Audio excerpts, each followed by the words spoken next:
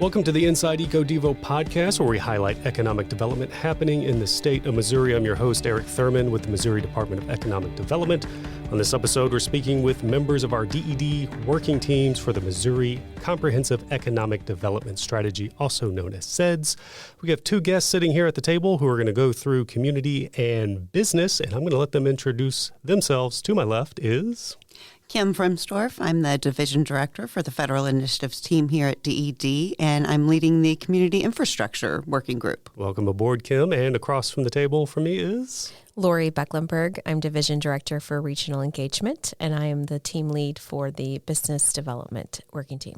I think we just jump right into it. When we're saying working team, what are we talking about? Explain your working team to me. What are you guys doing? So a working team is a group of people that have graciously accepted an invitation from us to be a part of trying to figure out what we are going to present as options for the strategic plan. So coming together, we've had several meetings, bringing everyone together. My team in particular, the business development team, consists of economic developers, utility partners, policy leaders in a couple different fronts across the state of Missouri, to come together to figure out what can we do in the future to make sure that Missouri continues on that trajectory of being a place for businesses to want to continue to select as a place to set up business or continue to invest in their facilities, including, expansions of the existing or by adding jobs. And then from the community side, Kim? For the Community Infrastructure Working Team, we're looking at, infrastructure, both physical infrastructure and the sort of networks and systems in communities. And so we brought together this very diverse group of people from communities around the state. We were very intentional in making sure we got a cross-section of small communities, larger communities, some utilities, city administrators, regional planning commissions, just a really diverse group of people who can speak to the infrastructure needs across the state and for the regions. And we're developing, and I say we, the collective DED, the groups and all that, making this CEDS plan. It's a DED thing, but there's voices within DED, there's voices outside of DED across the state that are giving input. Can you just talk about the importance of having that kind of holistic view of the state going into this action plan?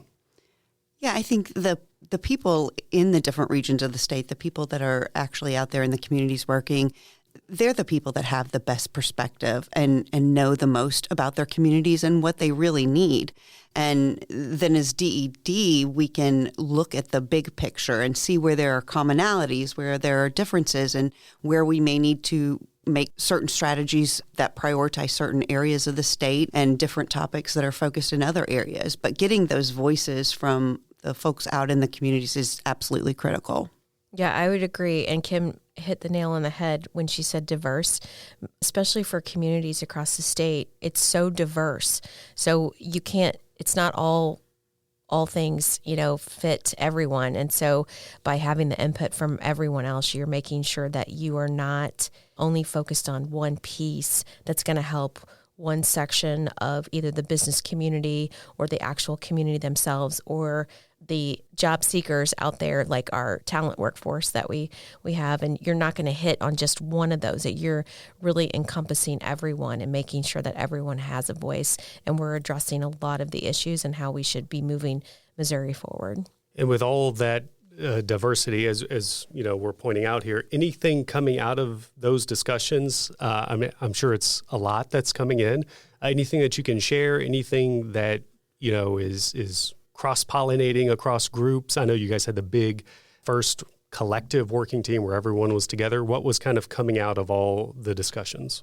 For business development, a lot of it is, I'd say the biggest one that probably crosses is the one that crosses with community infrastructure, and it's the word infrastructure. Right now, the utilities and the electric generation power is a big piece to attraction of new businesses and the ability to supply the existing businesses. And that comes down to the communities, because you have your public utilities or private utilities, you have your municipal utility providers, and they're all trying to make sure that they can address the needs of the businesses community, whether it's existing or for new, and as well as their citizens. And that's a big strain. So it's important for us, business development, to make sure that we have the resources for the business community to make sure that they can go to a site, like a new site that's either being developed or redeveloped or whatever it is, but the demand that they're looking for on the utility infrastructure there, the providers can provide that to them, and they can provide it in a timely manner that fits the manufacturing process or their time to build. But then it's not putting a strain on the communities, and the communities are trying to come up with ways to make sure that they're accommodating not just their citizens and their existing businesses, but new people that may be coming in. So I said that's the biggest one, I think, for our two teams has been that one. Yeah, I'd agree with that. For community infrastructure, a lot of overlap with business development, because you have to have that infrastructure. I would add to the electric, I would add water, those systems as well. There seems to be quite a bit of need around water as well. And then I think we also cross over a lot with the talent working group, because, part of the infrastructure is quality of place and communities being a place where the workforce wants to live and work and raise their families. And so having communities that have that physical infrastructure and those social and cultural networks, access to healthcare and childcare, all of that's really critical in bringing talent to the state, bringing that workforce that the businesses need. Lori, you had mentioned, site selection, and that's something that we had previously discussed many episodes back when I think maybe one of the first episodes you were on.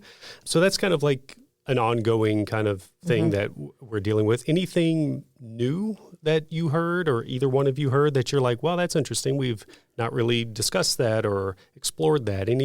Anything from the discussions where you're like, wow, that's an interesting thing that we didn't consider? Or is it kind of like, I wouldn't say business as usual, but are the discussions like, oh, this is kind of the typical things we hear when we're talking about these areas? Yeah, I think as far as, because site preparation was one of we kind of split our working team into 5 different pillars, and site preparation was one of those kind of pillars. And the interesting thing about site preparation was, which is the same old thing we talked about before, how the need of sites out there, we obviously reiterated there's a need, but it's almost like the question was posed by one of the working team members of, okay, so we know the sites now, like we know what's available now.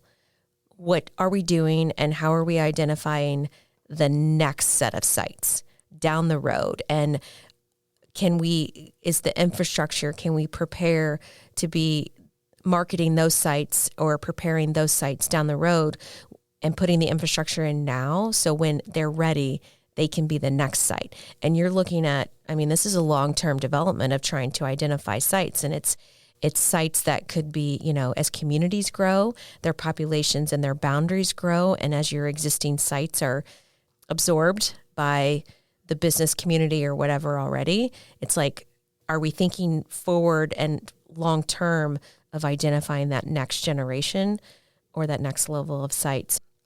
That was one of those things that I think it wasn't surprising to us, but it was kind of like making us think like, oh yeah, we need to be thinking farther down the road than just, the next couple of years. And before I pitch it over to Kim on maybe new things that they just talked about in community, you had mentioned the business 5 pillars, site selection being one of them. What are the other 4? Business retention and attraction. So that's your existing business communities, businesses that are here in the communities already, as well as attracting the new businesses. Regulatory. So it's that regulations, environment, kind of policies and things like that make it either positive or negative for businesses to do business in the state of Missouri. One thing that we did find that with the working team on that one, Missouri does pretty good when it comes to that segment of regulations and things. There are hit and miss, obviously, but for the most part, we felt pretty comfortable with where Missouri sits on that. Incentives is another one. The incentives as making sure that they're meeting the needs and demands of what we need as a state to be responsible with taxpayer dollars.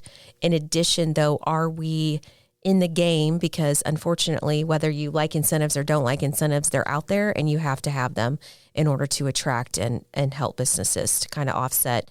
So we talked a lot about new performance-based. What can we do to be changing that? What can we be doing as far as the local incentives? Is there anything that we have control over that we can help change to improve upon the ability for local incentives, how those are set up for companies? But then also the last one is industry clusters. And this goes back to the diversity of the state. No two regions and no two areas, even within the same region, are the industry clusters are the same. And so it's really trying to figure out how can we leverage the existing industry clusters that Missouri is strong in now. What are the new ones that we can be looking at to further business in those supply chains and that next level of either new investment or expansion of investment, and really kind of hitting on that supply chain and what we can be doing there. But so those are the different pillars that we were working with. And under the incentives, obviously DED has quite a lot of incentives that we give out to businesses. Do you foresee us improving, changing, adding to, taking away anything that we currently have in our lineup? Well, based upon our meeting earlier this week, I'd say there's review and change of a couple existing, and then without giving too much away, right? And then there's also some suggestions of some new ones and what we can do around that. So there's potential out there. It's just making sure that it fits and we're not being reactive to current trends, because the incentives have to be more about long-term and be, viable for a lot of businesses to use. So that's kind of what we were looking at. Okay, some potential excitement there coming down the road, perhaps. Kim, I'll finally kick it over to you. In your discussions about community infrastructure, anything kind of new, exciting that you guys discovered? Similar question to Lori. I don't want to say business as usual, but it's on the forefront of my mind. But when it comes to that discussion there, anything that's coming out of your group that you guys can share? The pillars, the main topics that we took a look at, I don't think those were necessarily surprises. I think the extent of need in some of those different topic areas was a little bit surprising.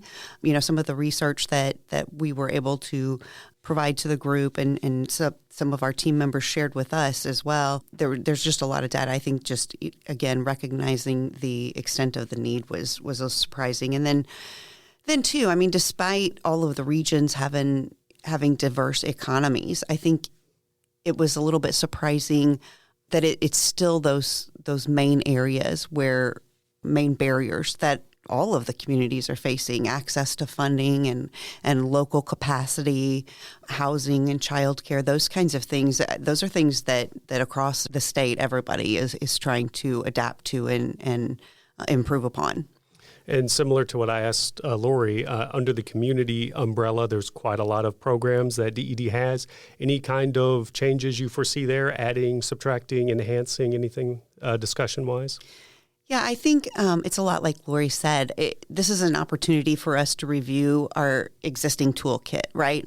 And see if there are some areas where maybe we can streamline things to make access for communities a little bit easier. Now that we've heard some of the barriers that they're facing, maybe see if there's some places where we can prioritize, specific types of programming or capital campaigns, things like that. So I definitely think there's some opportunities there. Hopefully there's opportunities for some new investments and new programs down the road too, to meet some of these needs so that we can really make our communities a better place to live.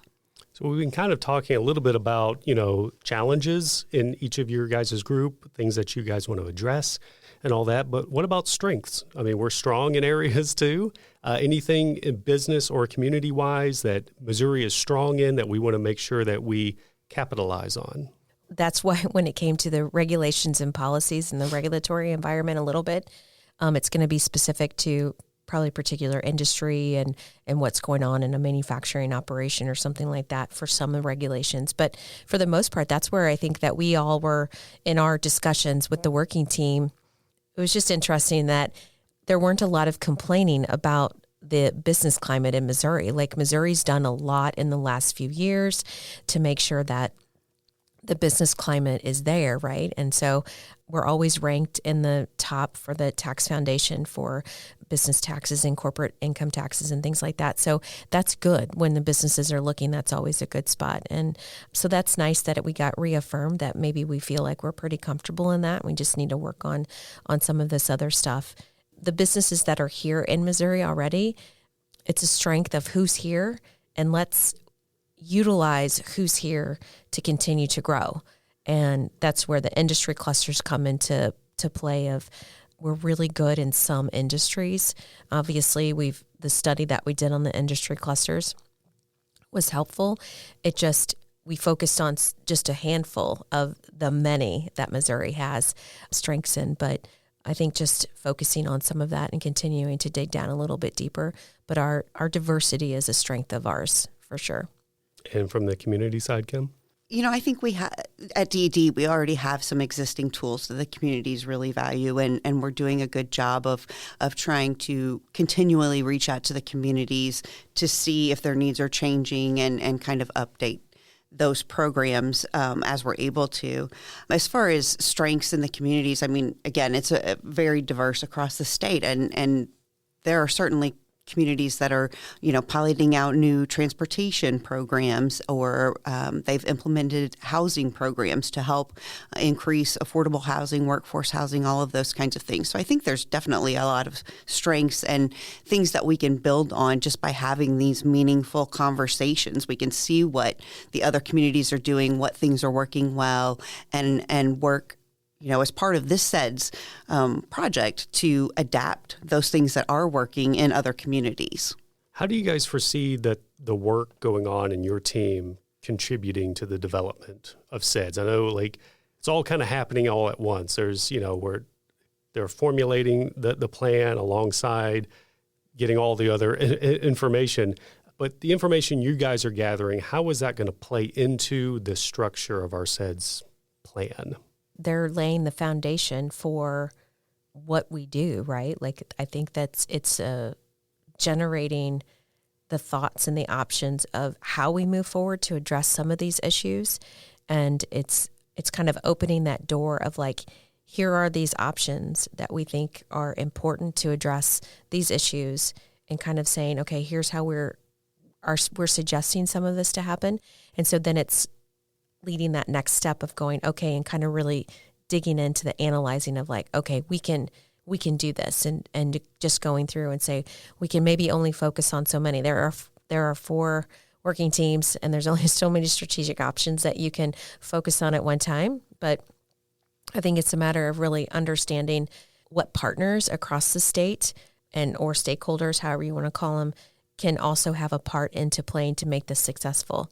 We're the ones that are behind it and, steering the ship to some degree, but I don't think DED will do it alone. It's definitely going to have to be with the help of our stakeholders across the state to make sure that what was suggested and we take it to that next level and to implement. Right. I don't know if that really answered the question. No, I think so. I agree. It kind of dovetails into a follow-up question I have, and it's probably very similar to what you just said. Do you guys have any thoughts and maybe just thoughts you can share from what your teams have said of how to ensure that this CEDS plan is actionable? It's great to get all the data and say, hey, here's a great idea on paper, but how do we make sure that it's actionable and that we're moving forward after all this work is done? The answer to that question, it's one of the things that we've been very fortunate with these groups that we've assembled. We've gathered together groups of people that are not only experts in their field, but they're very committed to seeing any new programs or expansion of programs, continuing collaborations. All of them are very committed to improving their communities, bringing in new business, and just making the state a better place to live. So I think that goes a long way. And once the report's done, continuing to have those conversations, continuing to talk about solutions and where there might be possibilities to work together to achieve those. Yeah, and I just add, I think it's that we're not doing DED, the collective DED, we're not doing it in a silo. So we're asking them, the stakeholders and our working team members, to hold us accountable, to make sure that we are continuously following up and making sure that we're moving these things forward. by including them. Yeah, and we kind of discussed earlier about we're having, all those outside voices kind of having a say and impact on how this thing gets developed. Any kind of anecdotes you guys can share based on things you heard from that perspective of the outside DED voice? Was there excitement? Did anybody share a story on how they think this is going to positively impact their community or business or what have you?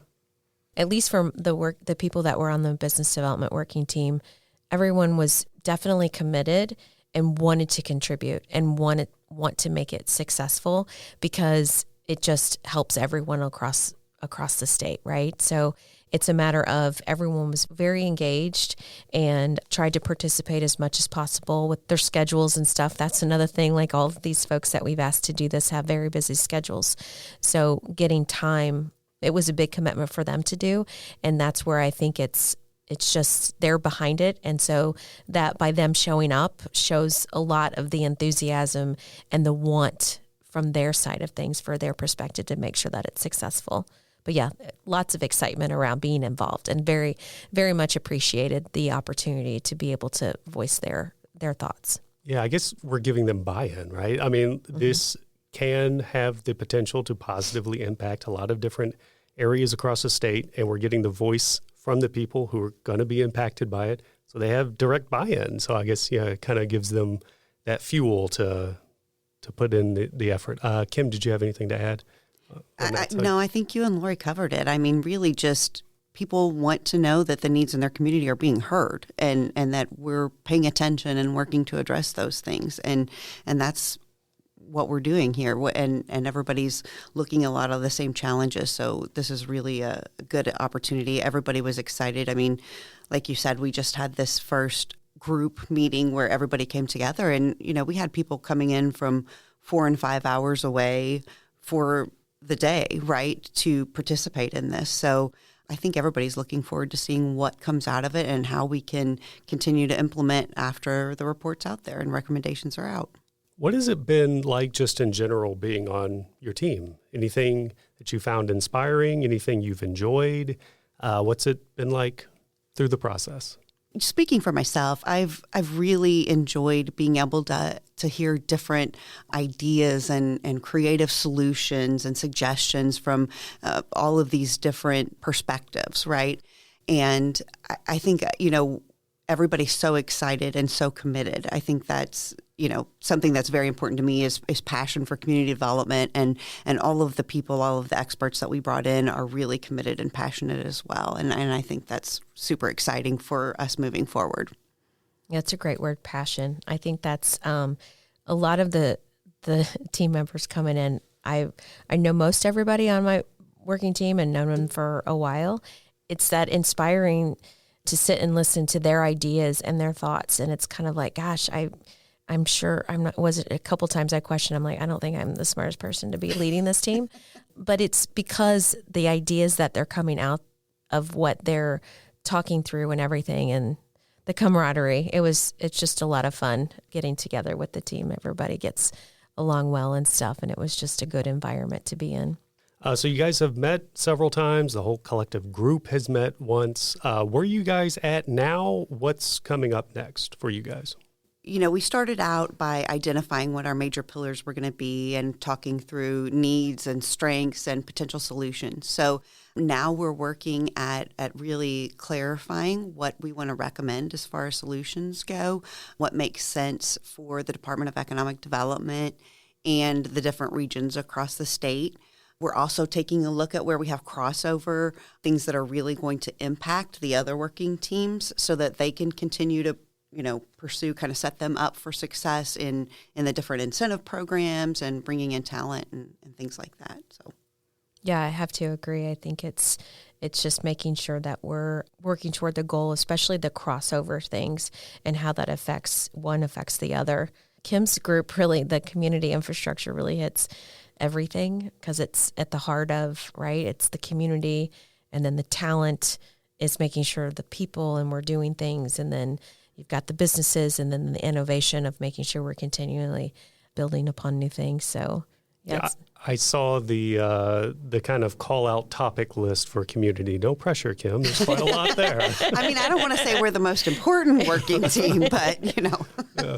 But I think it speaks to that term that gets thrown casually around sometimes. But diversity. When you say community, there's a lot that goes into community, and it's communities across the state and regions and communities within the same region can differ from each other and their needs and their wants and all that stuff. So it's a huge undertaking. All the groups have huge undertakings. Exactly. Yeah. But community, it seems like it was the most diverse with the topics, it seemed. Yeah, it's very broad. I mean, we're looking at, I mentioned earlier, the physical assets from roads and transportation networks to water and wastewater utilities. We're looking at cultural amenities and childcare, housing, resilience to economic and natural disasters, the ability for our communities to respond to those. All of that falls under infrastructure. So it's just really a broad group of topics for us to take a look at. And I think it goes right back to an idea that was talked about earlier, is that it can't just be siloed, because a lot of those things you have to tackle aren't really managed at a state level. They're managed at a municipality or a county level and all that stuff. So we've got to have that buy-in from our partners across the state. So yeah, it puts it into perspective. I think we've kind of talked about this a little bit already, but I kind of want to just ask the question again to make sure we're really hitting the nail on the head there. So we're getting buy-in from partners outside of the state. Inside your guys' department, Kim, you're with community development. Lori, you lead regional engagement. How do you guys foresee CEDS kind of positively impacting or helping or what have you, your specific areas within DED? Well, I think for the regional engagement team, because they're the folks that are already out in those communities, I think it helps reinforce the roadmap of what they need to be doing to help the community. So a lot of what comes out of the community infrastructure, like they'll be helping to make sure that they're keeping on track, and that liaison between the department and the resources to that community to make sure it's kind of keeping going. But I think it just reinforces the roadmap for what they should be doing on a daily basis and making sure that they're moving it forward. But yeah, the team will be excited because they share some of these things. I mean, I was just thinking a second ago, like, who'd have thought that when we're talking about community infrastructure, that some of the top subjects are childcare and housing. Those are significant infrastructure needs that for communities now that you probably didn't hear about or ever before. And that's just shows the change in times and the importance of different things. Again, like Lori said, the teams are going to be really excited to hear and kind of confirm some of the programs we've been working on with, ARPA funds, working on some infrastructure, some sites, some community development projects. So I think, there's some reinforcement there, but it also encourages the team to be flexible and make sure that we're working to continually improve our programs, streamline our processes, and help the communities get the resources that they need. And I think there's also, we're growing the network, right? We're increasing the number of people just by having these working teams. We're meeting a lot of different people maybe that we didn't know before and making some new connections so that when one project runs into an issue or runs short on funding, we can connect them to other people, other communities to see what they've done and learn from them. So I think there's a lot of exciting opportunities that are going to come out of this for the teams. When your guys' work within your respective teams is done, what is the ultimate goal that you're working towards? The goal might be the same for every team collectively, but put a voice to that. What are the goals that you guys are aiming at?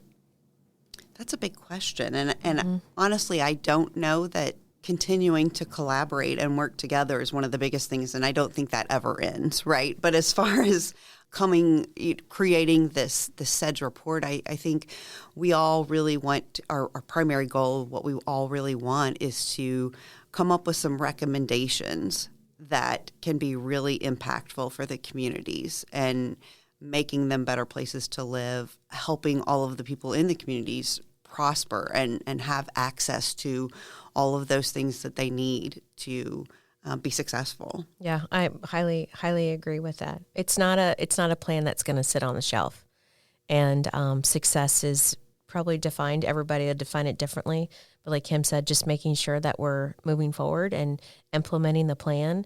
And there's things in it like small wins are, maybe a new program or two gets, implemented or added to the toolbox of things. But as long as the communities are improving, we're improving our talent pipeline and doing those things and really seeing that's success. Anything that the average citizen can take away, you think? Obviously, the work that we do has a trickle-down effect. Businesses come in, they give jobs, streets get repaired, infrastructure happens. Citizens see the benefit of that. But anything a citizen should take away from these discussions at the moment, you think that, if they're listening, they're, okay, CEDS, they're making a plan, there's working teams, that all sounds cool, but when I go to work, like, why should I care? From the average citizen listening, what do you think they should take away from all of this? Well, I think, one thing is that the department as a whole and lots of other leaders in your communities are committed to making sure your communities are great places to live. But I think also, understanding the importance of continuing to make investments in your community, that you can't ever stop, really, if you want to be able to continue to grow and expand and make things better long-term for your community. Yeah, I was just thinking, I don't know that just general citizens, public, would probably know they'd notice if the improvements weren't there. Yeah. But they probably won't recognize to go, oh yeah, that's because of this, because it's just going to happen for them. They're going to go about their life, and it's going to be a better quality of place. Kim mentioned it earlier, and they're not going to know all the things. That's how it's going to happen. It's just going to organically be better for them, and they're just not going to know it. But if it doesn't happen, they'll know, because they'll see something's not happening or be impacted in a negative way. Yeah. But if it's successful, it's just going to be organic to them. Yeah. Unless they're a listener here, and then they'll know that all of this work happened. So hopefully you're out there listening.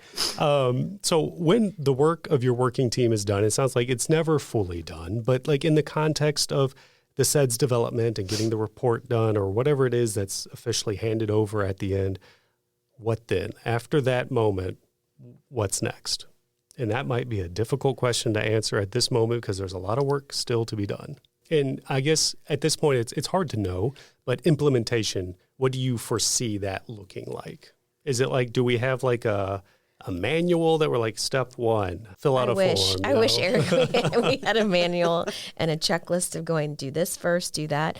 No, I think it's just going to be a matter of which priorities that we're going to focus on first and how we're going to implement those and just kind of charge ahead that way. I think one of the good things about it is we're going to have priorities out of it at the end, right? Like we'll set some priorities, but that doesn't mean that I know there were some suggestions from our work, the working team that I led, that we can probably look to implement anyway. Like it maybe didn't raise to the level of highest priority, but there are things that we can still do. So I think it comes back to like the working team might still be meeting and talking like, hey, how can we improve this? And just leading some of that behind the scenes still. But overall, I don't know what that looks like. Yeah, it's probably too early to put forward. I guess really, and correct me if I'm wrong, because, although I sit on this microphone and ask a bunch of questions to people, I'm not the expert. I'm just the guy that asks questions. But everything I hear, it kind of sounds like a CEDS document is more like, here's where we have discovered that we should go based on data and based on how we're strong, how we can improve, and we should formulate our plan, whatever that might be, based on all of this criteria. So it's not really like a step-by-step guide. It's more like, here's some things to consider when you're going to implement a new project. It might impact XYZ, or it needs to impact these communities because we see that is the most need. So I guess in that terms, it's not really like go in that direction and only stay in that direction. It's here's some things to consider so that we can pinpoint very strategically the greatest impact that we possibly can.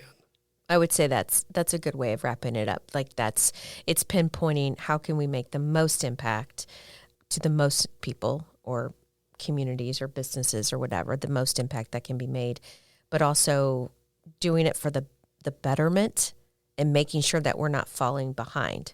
So using the data that all of the teams have put together and making sure that we're moving forward. Anything, I know early days still, we're kind of jumping the gun with saying, hey, what's next? How are you going to implement? Probably a little too early to talk about that. But anything that's been talked about to the point where you're going, that's definitely probably going to be a direction, or it's going to be somewhere in that direction.